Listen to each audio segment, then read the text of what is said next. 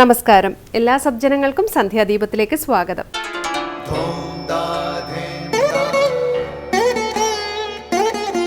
ശുഭം ഭവതു കല്യാണമായുസാരോഗ്യവർദ്ധനം സർവദുഃഖ വിനാശായ സന്ധ്യാദീപം നമോസ്തുതേ.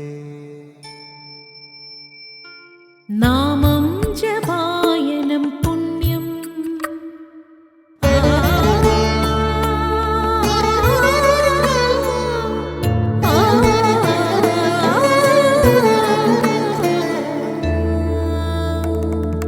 നാമം ജപായനം പുണ്യം നിരുപമദീപാങ്കുരം പോലെ സ്വരശ്രുതിലയവരമതുലം ദീവാങ്കണം മോക്ഷ സംഗീതസാരം നീളും വഴിത്താരയിൽ ജീവതാരം മന്ത്രാലാപം മായാവിൻ നിൻ പ്രസാദം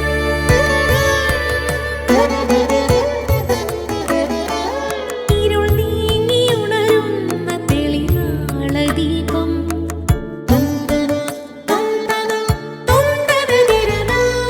ഇരുൾ നീങ്ങിയുണരുന്ന തെളിനാളദീപം പ്രണവാമൃതം ചൊരിയുന്ന ദീപം ദീപം ദീപം ദീപം ദീപം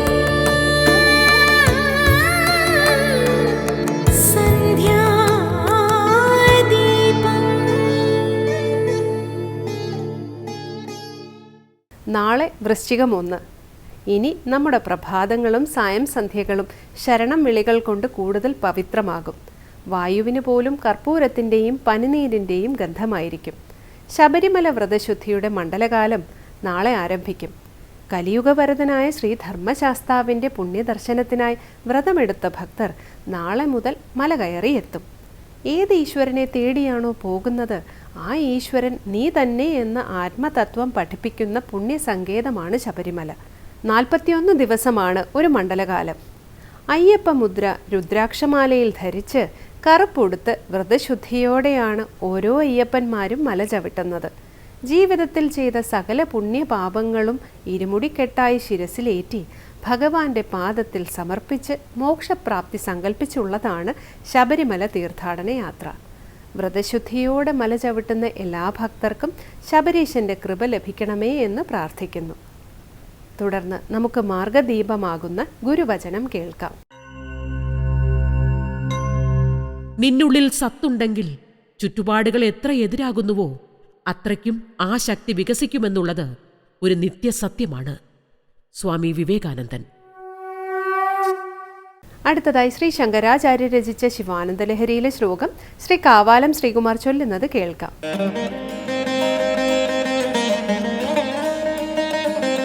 മാർഗാവർത്തിത പാദുക പശുപതേരംഗസ്യ കൂർച്ഛായതേ ഗണ്ഡൂഷാംബു നിഷേചനം പുരരിപോർദിവ്യാഭിഷേകായതേ കിഞ്ചിത് ഭക്ഷിത മാംസശേഷകബളം നവ്യോപഹാരായതേ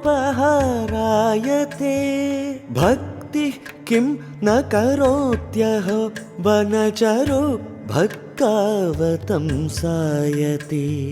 മാർഗാവർത്തിത പാദുക പശുപതേരംഗസ്യ കൂർച്ഛായതേ ഗണ്ഡൂഷാംബു നിഷേചനം പുരരിപോർദിവ്യാഭിഷേകായതേ കിഞ്ചിത് ഭക്ഷിത മാംസശേഷകബളം നവ്യോപഹാരായതേ ഭക്തി കിം ന കരോത്യഹോ വനചരോ ഭക്താവതംസായതേ.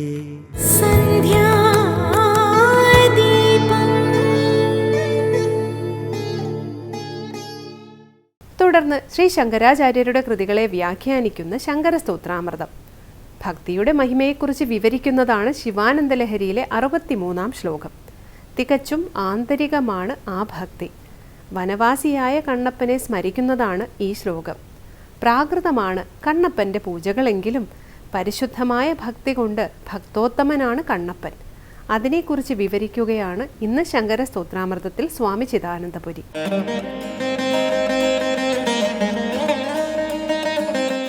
ചേതോവൃത്തി ഭഗവത് പാദത്തിൽ ഉറച്ചു നിൽക്കുന്നതാണ് ഭക്തി എന്ന് പറഞ്ഞ ശേഷം ഭക്തി നമ്മെ രക്ഷിക്കുന്നതിനെ പറയുകയാണ്.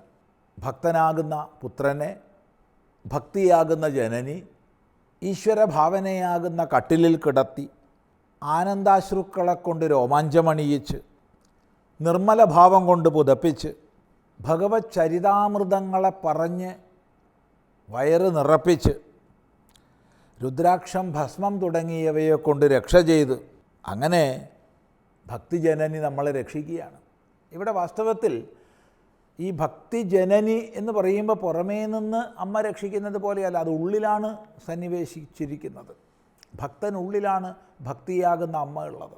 ആ ഭക്തിയാകുന്ന അമ്മ ഉള്ളിൽ പ്രതിഷ്ഠിതയായി കഴിഞ്ഞാൽ ഭക്തനുണ്ടാവുന്ന ബാഹ്യങ്ങളും ആന്തരങ്ങളുമായ ലക്ഷണങ്ങൾ ഇവിടെ പറയപ്പെട്ടിരിക്കുക. ഉദാഹരണം പറഞ്ഞാൽ ആനന്ദമുണ്ടാകുന്നു ഭക്തൻ എന്നുള്ളത് ഉള്ളിലുള്ളതാണ്. എന്നാൽ അതിൻ്റെ സ്ഫുരണമായിട്ട് അശ്രുക്കൾ കണ്ണുനീര് ധാരയായിട്ട് ഒഴുകുകയാണ്. അത് ആ ഭക്തിഭാവം കൊണ്ട് ഭക്തൻ രോമാഞ്ചമുള്ളവനായി തീരുകയാണ്. അതുപോലെ ഭക്തൻ്റെ നിർമ്മല ഭാവം അവന് പുതപ്പ് പോലെ അവനെ തണുപ്പിൽ നിന്നും മറ്റും സംരക്ഷിക്കുകയാണ്. അതുപോലെ ഭക്തന് ഭഗവത് ചരിതങ്ങളെ കേൾക്കുന്നതിലാണ് സംതൃപ്തി. അവൻ്റെ വയറ് നിറയുകയാണ്, അവൻ സംതൃപ്തനാവുകയാണ്. ഇനി രുദ്രാക്ഷം, ഭസ്മം തുടങ്ങിയവയാകട്ടെ അതിൻ്റെ ബാഹ്യ ചിഹ്നങ്ങളാണ്. അപ്പോൾ ഭക്തിഭാവത്തോടു കൂടി അവയെ ധരിക്കുകയാണ്. അത് പുറമെയാണ്. നേരത്തെ പറഞ്ഞതെല്ലാം ആന്തരികമാണ്. വിധിവിധാനപരമായി ഗൗണീഭക്തിയിലൂടെ പരമമായ ഭക്തിയിലേക്ക് ഉയരുന്ന ആ ഒരു ക്രമത്തിൽ തീർച്ചയായിട്ടും ബാഹ്യങ്ങളായിരിക്കുന്ന ഘടകങ്ങളും അനിവാര്യമാണ്. അവിടെ ഭസ്മധാരണം, രുദ്രാക്ഷധാരണം തുടങ്ങിയവയെല്ലാം ആ തലത്തിൽ വരുന്നുണ്ട്. ഇങ്ങനെ ഭക്തൻ്റെ ബാഹ്യവും ആന്തരികവുമായ ലക്ഷണങ്ങളെ അഥവാ ഭക്തിയുടെ സ്വാഭാവികമായിരിക്കുന്ന ഭാവങ്ങളെ വർണ്ണിക്കുകയാണ് ഇവിടെ ചെയ്യുന്നത്. അപ്പോൾ 61-ാം ശ്ലോകത്തിൽ ഭക്തി എന്തെന്ന് പറഞ്ഞു, 62-ാം ശ്ലോകത്തിൽ ഭക്തി ഭക്തനെ രക്ഷിക്കുന്നു എന്ന് പറഞ്ഞു. തുടർന്ന് ആ ഭക്തിയുടെ മഹിമയെ പറയുകയാണ്. അത് തീർത്തും ആന്തരികമാണ്, അല്ലാണ്ട് ബാഹ്യങ്ങളായ ക്രിയകളുടെ അപേക്ഷയിലൊന്നും അല്ല എന്ന് സമർത്ഥിക്കുകയാണ്. നോക്കൂ, മാർഗാവർത്തിത പാദുകാ പശുപതേരംഗസ്യ കൂർച്ചായത്തെ ഗണ്ഡൂഷാംബു നിഷേചനം പുരരിപോർ ദിവ്യാഭിഷേകായത്തെ കിഞ്ചിത് ഭക്ഷിത മാംസശേഷകബളം നവ്യോപഹാരായത്തെ ഭക്തിക്കിന്ന കരോത്യഹോ വനചരോ ഭക്താവതംസായത്തെ മാർഗാവർത്തിത പാദുകാ പശുപതേരംഗസ്യ കൂർച്ചായത്തെ ഗണ്ഡൂഷാംബു നിഷേചനം പുരരിപോർ ദിവ്യാഭിഷേകായത്തെ കിഞ്ചിത് ഭക്ഷിത മാംസശേഷകബളം നവ്യോപഹാരായത്തെ ഭക്തിക്കിന്ന കരോത്യഹോ വനചരോ ഭക്താവതംസായത്തെ.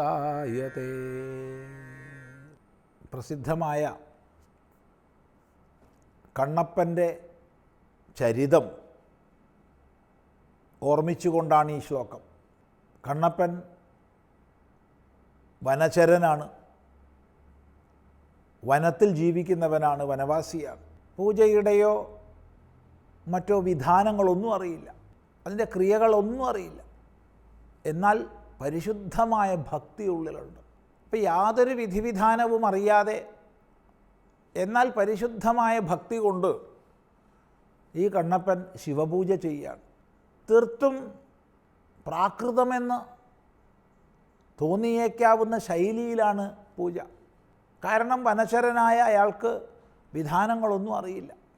എന്നാൽ പരിശുദ്ധമായ ഭക്തി കൊണ്ട് ആ കണ്ണപ്പൻ ഭക്തോത്തമനായി തീരുകയാണ്. ഭക്തന്മാർക്ക് മുഴുവൻ ഏറ്റവും കിരീടസമാനമായി ഭക്തന്മാരിൽ വെച്ച് ഏറ്റവും ശോഭിക്കുന്നതായി, ഭക്തശ്രേഷ്ഠനായി ഭവിക്കുകയാണ്. ആ ഒരു ചരിതമാണ് ഇവിടെ പറയുന്നത്. ഇത് ശ്രീകാളഹസ്തിയിൽ വളരെ പ്രധാനപ്പെട്ട ദക്ഷിണ ഭാരതത്തിലെ പഞ്ചഭൂത തത്വ ലിംഗങ്ങളിൽ വായുതത്വം പ്രതിഷ്ഠിതമായിരിക്കുന്ന ശ്രീകാളഹസ്തിയോട് ബന്ധപ്പെട്ട ഐതിഹ്യമാണ് ഇവിടെ പ്രതിപാദിക്കുന്നത്. അപ്പോൾ ആ ഐതിഹ്യത്തിൽ തീർത്തും വനചരനായ കണ്ണപ്പൻ ഭക്താവതംസമായിത്തീരുന്നു. അത് ഭക്തിയുടെ മഹിമയാണ്. എന്താണ് ആ ഭക്തിയുടെ മഹിമ? നമുക്ക് അടുത്ത പ്രാവശ്യം ചിന്തിക്കാം.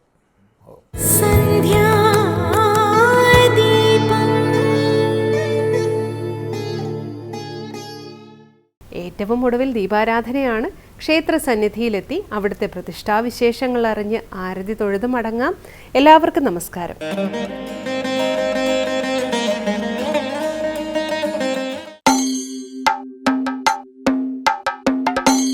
കേരളത്തിലെ സൗന്ദര്യ കാഴ്ചകളുടെ മനോഹാരിതയിൽ ഒന്നാണ് എറണാകുളം ജില്ല. കൊച്ചിയിലെ വൈപ്പിൻ ദ്വീപിലെ ചെറായി എന്ന സുന്ദര ഗ്രാമം നമ്മെ സ്വാഗതം ചെയ്യുന്നത് നിരവധി ജൈവ വൈവിധ്യങ്ങളുടെ ലോകത്തേക്ക് തന്നെയാണ്.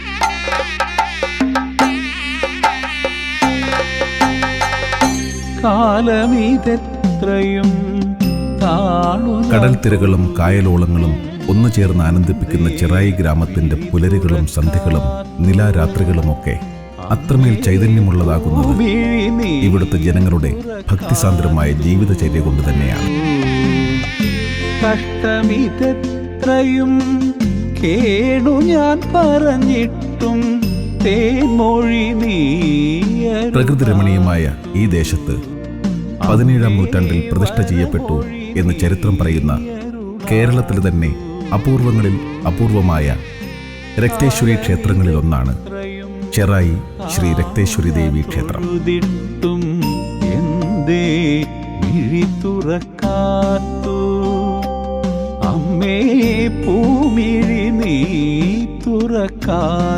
ഒരു കാലത്ത് കുടുംബക്ഷേത്രമായിരുന്ന ക്ഷേത്രം പിൽക്കാലത്ത് ഈ ദേശത്തിന്റെ മുഴുവൻ പരദേവതയായി മാറുകയായിരുന്നു.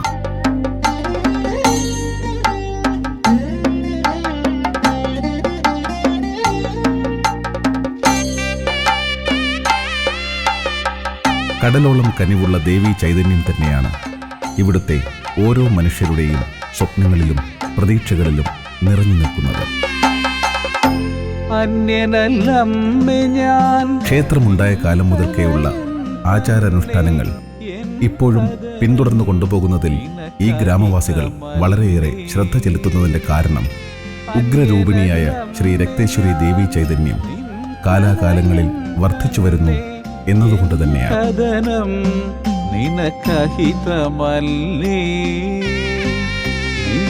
യുഗങ്ങൾക്കപ്പുറത്തുള്ള ദേവീചരിതം പറയുന്നതും അങ്ങനെ തന്നെയാണല്ലോ.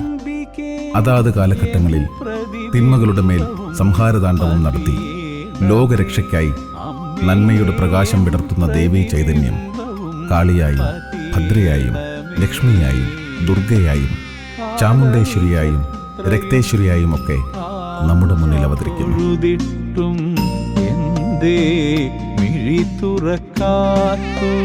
ശുംഭനിശുംഭാസുരന്മാരുടെ വധത്തിനായിട്ടാണല്ലോ ശിവന്റെ കോപാഗ്നിയിൽ നിന്ന് അവതരിച്ച ദേവി സപ്തമാതാക്കളുടെ രൂപഭാവത്തിൽ അസുരന്മാരോട് ഘോരയുദ്ധം നടത്തിയതും. ശിവനയനത്തിൽ നിന്ന് അവതരിച്ച ദേവി ശുംഭനിശുംഭാസുര വധത്തിനായി സിംഹവാഹനത്തിലേറി വിശ്വം മുഴുവൻ നിറഞ്ഞു നിൽക്കുന്ന രൂപത്തിൽ ഹിമാലയ സാനുക്കളിൽ പ്രത്യക്ഷപ്പെടുകയായിരുന്നുവല്ലോ.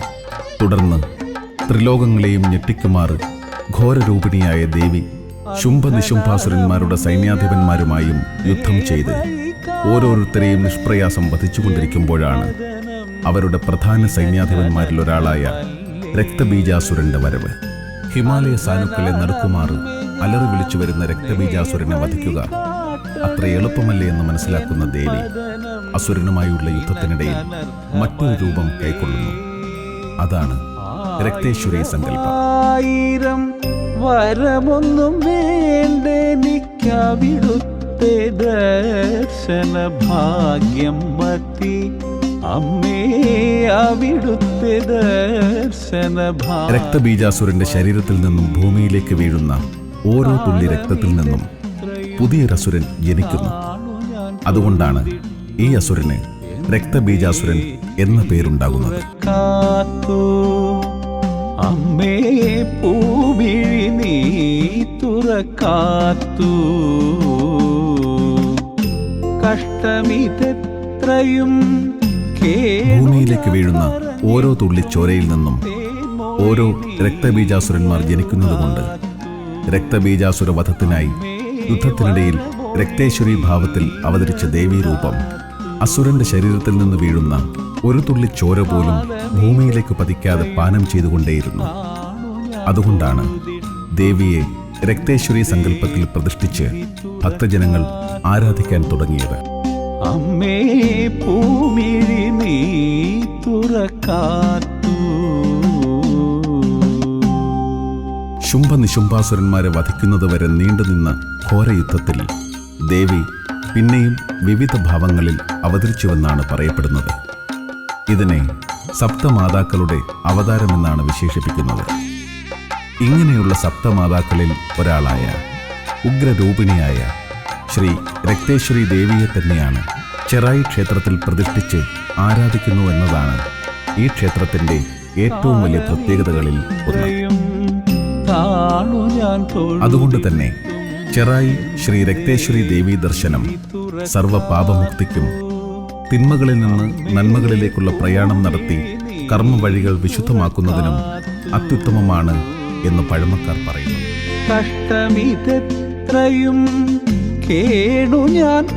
ഭാരതത്തിൽ തന്നെ വളരെ അപൂർവമായ പ്രതിഷ്ഠാ സങ്കല്പമാണ് ഇവിടുത്തേത്. മഹാത്രിപുരസുന്ദരിയായ ദേവി ഉഗ്രരൂപിണിയായി രക്തവർണമായ കടലിനു മീതെ സിംഹവാഹനത്തിൽ ഇരിക്കുന്നു എന്നാണ് സങ്കല്പം. അങ്ങനെ കടലോളം വലിപ്പമുള്ള ദേവി ഈ ദേശക്കാർക്ക് കടലോളം കനിവുള്ള ദേവിയായും മാറുന്നു.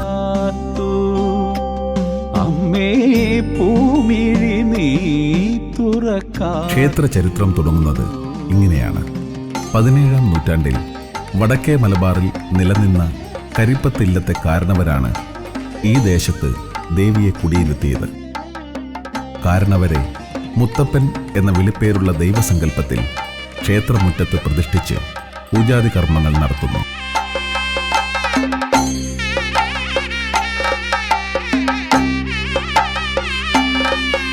കരിപ്പത്തില്ലത്തെ കാരണവരായിരിക്കുമ്പോൾ തന്നെ വേദപഠനങ്ങളിലും കളരി അഭ്യാസങ്ങളിലും താന്ത്രിക വിദ്യ പഠിക്കുന്നതിലും അതീവ തൽപരനായിരുന്ന മുത്തപ്പൻ കാരണവർ കരിപ്പത്തില്ലത്തുനിന്ന് തന്നെ വേളി കഴിക്കുകയും ചെയ്തു. അന്യനല്ലമ്മേ ഞാൻ നിൻ തനയൻ തന്നെ.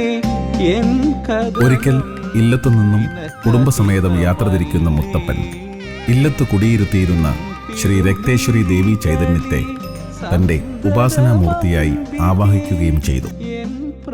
യാത്ര ചെയ്ത മുത്തപ്പനും കുടുംബവും ഒടുവിൽ എത്തിച്ചേർന്നത് ഇപ്പോൾ ക്ഷേത്രം നിൽക്കുന്ന ചെറായി ഗ്രാമത്തിലായിരുന്നു. ആ കാലത്ത് കാവുകൾ നിറഞ്ഞ ഈ പ്രദേശത്ത് മുത്തപ്പനും കുടുംബവും തങ്ങളുടെ ഉപാസനാമൂർത്തിയായ ശ്രീ രക്തേശ്വരി ദേവിയെ പ്രതിഷ്ഠിക്കുകയും ഈ ദേശത്ത് വാസം തുടങ്ങുകയും ചെയ്യുന്നതോടുകൂടിയാണ് ചെറായി ശ്രീ രക്തേശ്വരി ക്ഷേത്ര ചരിത്രം തുടങ്ങുന്നത്.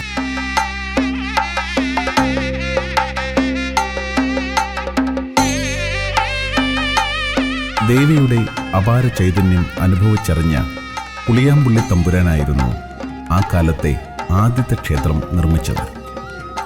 കാലങ്ങൾ കഴിഞ്ഞപ്പോൾ ക്ഷേത്രത്തിൻ്റെ പരിണാമ കാലഘട്ടത്തിൽ ദേവിയെ പ്രതിഷ്ഠിച്ച കാരണവരായ മുത്തപ്പനെയും ആദ്യമായി ക്ഷേത്രം നിർമ്മിച്ച പുളിയാമ്പുള്ളി തമ്പുരാനെയും മുത്തപ്പൻ കാരണവരുടെ ഗുരുനാഥനെയും ആരാധനാമൂർത്തികളായി ക്ഷേത്രമുറ്റത്ത് പ്രതിഷ്ഠിച്ചു. ഈ 3 ദൈവചൈതന്യങ്ങൾക്ക് മുന്നിലും മറ്റനേകം പൂജകളും നിവേദ്യങ്ങളും നടത്തിവരുന്നു. നേർവഴി കാട്ടണേ എൻ പതനം. ധ്വജപ്രതിഷ്ഠയോടുകൂടി ഈ കാലഘട്ടത്തിൽ നിലനിൽക്കുന്ന ക്ഷേത്രം നിർമ്മിച്ചത് ദേശവാസികളും കുടുംബക്കാരും ചേർന്നാണ്. പൗരാണികമായ ക്ഷേത്രസങ്കല്പത്തിൽ തന്നെയാണ് ഒരു പരിധിവരെ ക്ഷേത്ര നിർമ്മാണം പൂർത്തീകരിച്ചിട്ടുള്ളത്. അമ്മേ അവിടുത്തെ ദർശന ഭാഗ്യം മതി. കാലമിതെത്രയും താണു ഞാൻ തൊഴുതിട്ടും എന്തേ മിഴി തുറക്കാത്തോ? അമ്മേ പൂമിഴി നീ തുറക്കാത്തു. ലോഹത്തിൽ പൊതിഞ്ഞ കൊടിമരച്ചുവട്ടിൽ ദേവിയുടെ വിവിധ ഭാവങ്ങളുടെ പ്രതിഷ്ഠകൾ കണ്ടുതൊഴാം. തേൻമൊഴി നീ ക്ഷേത്രമുഖപ്പിലൂടെ അകത്തേക്ക് കയറുമ്പോൾ കൽത്തൂണുകളിൽ സ്ഥാപിച്ച നമസ്കാര മണ്ഡപം,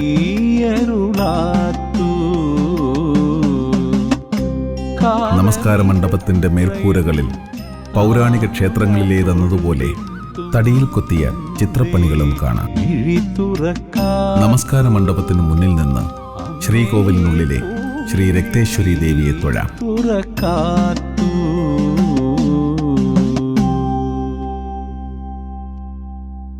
ക്ഷേത്രത്തിന്റെ ശ്രീകോവിലിന് വളരെയധികം പ്രത്യേകതകളാണ് കാണാൻ കഴിയുന്നത്.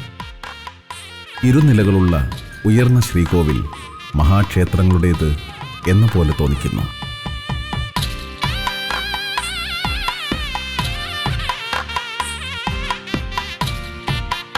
രക്തേശ്വരി ദർശന പുണ്യത്തിനായി എത്തുന്നവർക്ക് ഉപദൈവങ്ങളായ ഗണപതി ഭഗവാനെയും ധർമ്മശാസ്താവിനെയും വണങ്ങി ദേവിയുടെ പരിവാരമൂർത്തികളായി ക്ഷേത്രകാവിൽ കുടികൊള്ളുന്ന നാഗരാജാവ്, സുന്ദരയക്ഷി, കരുനാഗയക്ഷി എന്നീ ദൈവങ്ങളുടെ ദർശന ഭാഗ്യവുമുണ്ട്.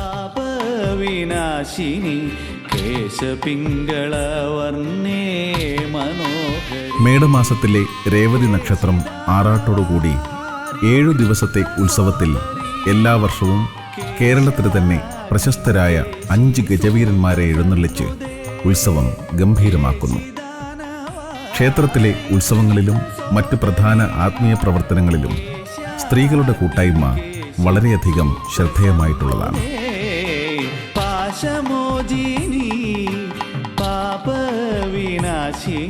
ക്ഷേത്രത്തിൽ നിത്യവും ഗുരുതി നിവേദ്യവും ദേവിയുടെയും മുത്തപ്പന്റെയും ഇഷ്ടവഴിപാടായ ത്രിമധുരവും നടത്തിവരുന്നു. ഉഗ്രമൂർത്തിയായ ദേവിക്ക് നെയ്പായസം പ്രധാനപ്പെട്ട വഴിപാടാകുമ്പോൾ മുത്തപ്പനും ഗുരുനാഥനും അട നിവേദ്യമാകുന്നു. ദേവിയുടെ സേവകനായ പുളിയാമ്പുള്ളി തമ്പുരാന്റെ ഇഷ്ടനിവേദ്യങ്ങൾ ഇടികലശം, പൊടികലശം, മദ്യം ചേർന്നുള്ള കലശ നിവേദ്യം എന്നിവയാണ്. ക്ഷേത്രമുറ്റം സായാഹ്നങ്ങളുടെ സങ്കീർത്തനങ്ങളിലേക്ക് അലിഞ്ഞു ചേരുമ്പോൾ ക്ഷേത്രഗോപുരങ്ങൾക്കപ്പുറം ചുവന്ന സൂര്യൻ സന്ധ്യാമന്ത്രങ്ങൾ ഉരുവിട്ട് ചക്രവാളത്തിലേക്ക് യാത്ര തുടങ്ങുകയായി. സൂര്യന്റെ ചുവന്ന ശോഭയിൽ കടൽ രക്തനിറമാർന്ന തിരതല്ലുമ്പോൾ ഉഗ്രരൂപിണിയായ ദേവി സിംഹവാഹനപ്പുറത്തേറി ചക്രവാളമാകെ നിറയുകയായി. ക്ഷേത്രമുറ്റത്തെ ആൽത്തറയിൽ ചിരാതുകളിൽ ദീപങ്ങൾ തെളിഞ്ഞു തുടങ്ങുന്നു. ഇനി ദീപാരാധനാവേളയാണ്. ഭക്തജനങ്ങൾ ദേവീ മന്ത്രങ്ങൾ ഉരുവിട്ട് ശ്രീകോവിലിനുള്ളിലേക്ക് നടന്നു.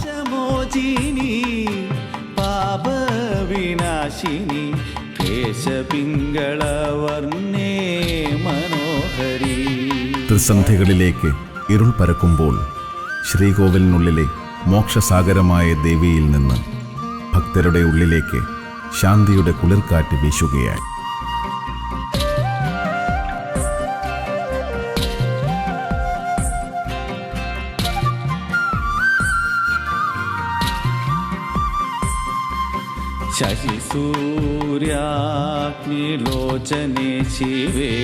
ക്ഷേത്രമണികൾ മുഴങ്ങി. ശ്രീകോവിൽ തുറക്കുമ്പോൾ ശ്രീ രക്തേശ്വരി ദേവിയിൽ നിന്നും കരുണാസാഗരം ഭക്തജനങ്ങളുടെ ആത്മാവിലേക്ക് ഒഴുകുന്നു. ഇഷ്ടവരദായികേ ശുഭപ്രദേ ഈശാനാഗ്നി ലോചനോത്ഭവേ ശ്രീ കൗശികാദി പൂജിതേ. ദേവീ ചൈതന്യം ഒരു സങ്കീർത്തനം പോലെ സർവചരാചരങ്ങളിലേക്കും നിറയുമ്പോൾ ഭൂമിയും മാനവും സ്വത്വവും മറന്ന് ഭക്തജനങ്ങൾ ആത്മാവിൽ നിന്ന് പരമാത്മാവിലേക്കുള്ള തീർത്ഥയാത്രകൾ തുടങ്ങുകയായി.